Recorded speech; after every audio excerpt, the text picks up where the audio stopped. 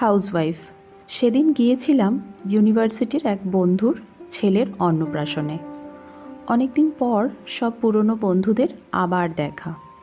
সকলেই একে অন্যের খোঁজ নিচ্ছিল।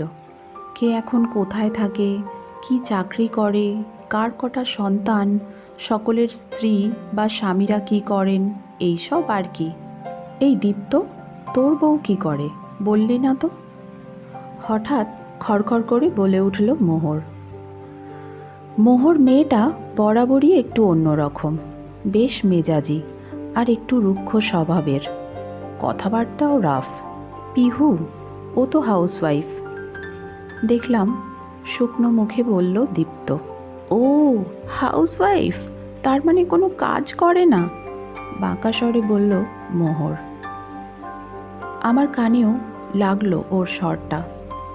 সকলেই থমকে গেল ওর রুক্ষ স্বরে।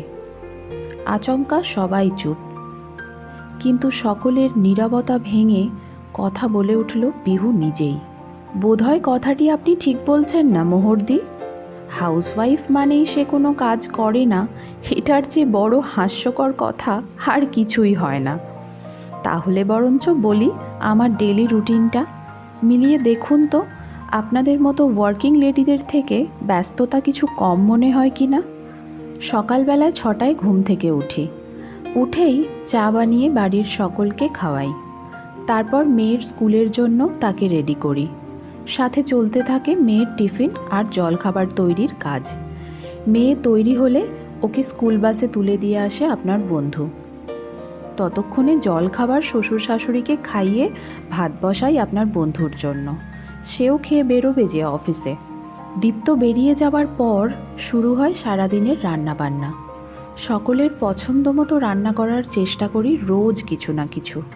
সব কাজ সেরে স্নান করতে করতে বেলা 1টা।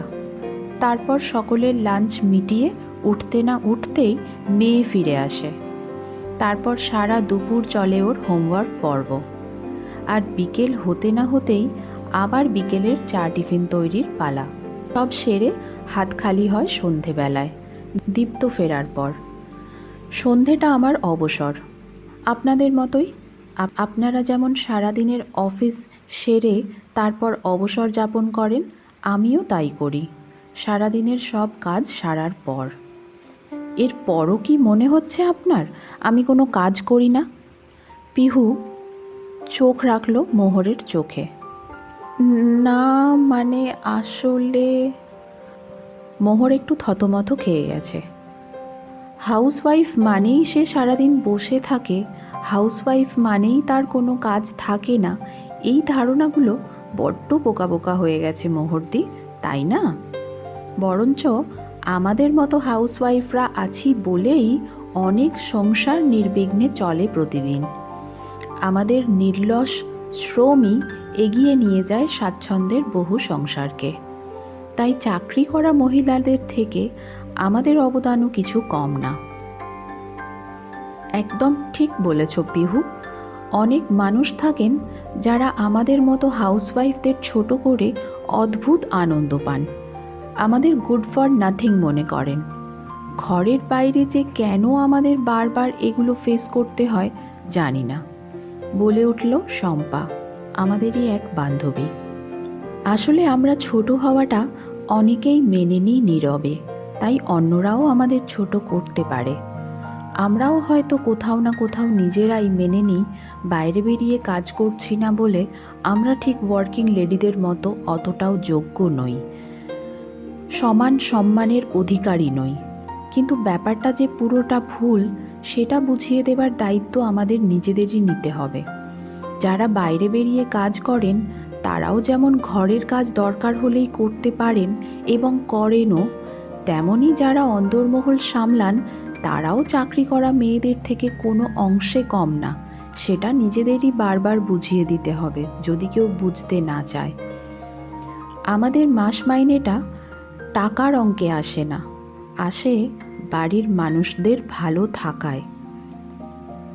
এটা অনেকেই বোঝেন না, কিন্তু যারা বোঝেন না তাদের তো আমাদেরই বুঝিয়ে দিতে হবে, তাই না?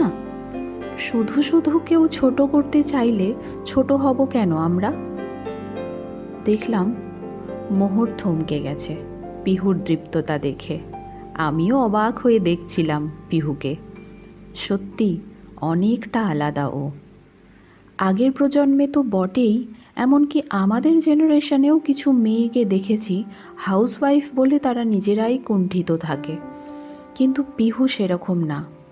তাই ও সবার সামনে বলতে পেরেছে ও কারোর থেকে কম নয়। ওর অবদানও সংসারে কোনো অংশে কম নয় একজন কর্মরতা মহিলার থেকে। এরকম পিহুর মতো হাউসওয়াইফ আরও জন্ম নিক বিভিন্ন সংসারে, তবেই হয়তো বিনা বেতনে বাড়ির ম্যানেজারদের ছোট করার মানসিকতা নিয়ে চলা মানুষদের বলতি বন্ধ হবে একদিন। কলমে পল্লবী সেনগুপ্ত।